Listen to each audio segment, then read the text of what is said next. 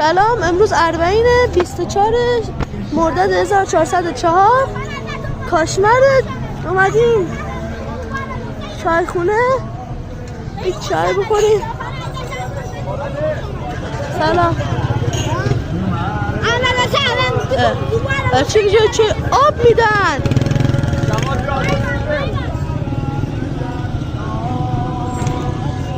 اینجا تابلو و کتاب هم هست، میتونی عکس ها رو میتونی برای خودت بگیری، میتونی بانی هاشون بشی. اینجا تا 50 روز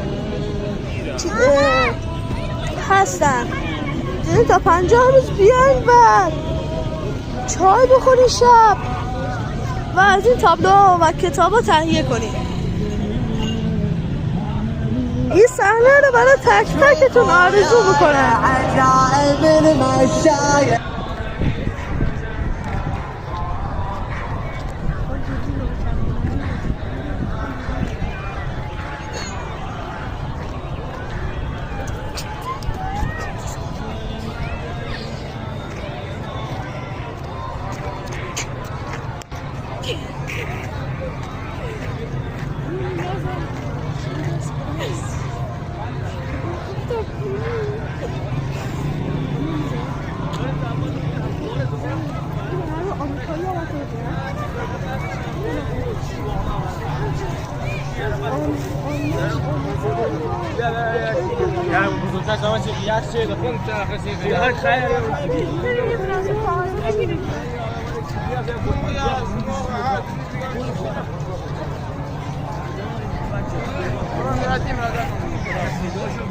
میخوام معرفی کنم.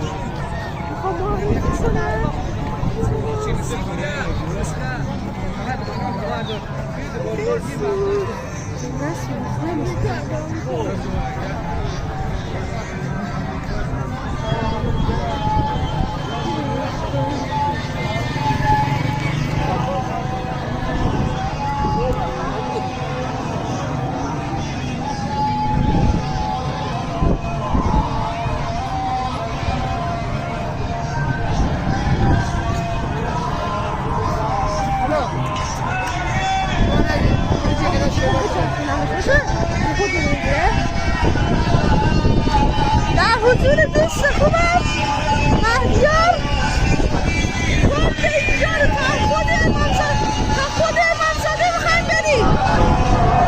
اگه صدا خوب نیاد به خاطر این موکب بغلمونه. سلامتی مسیح رفتیم یه موکبی شربت میداد،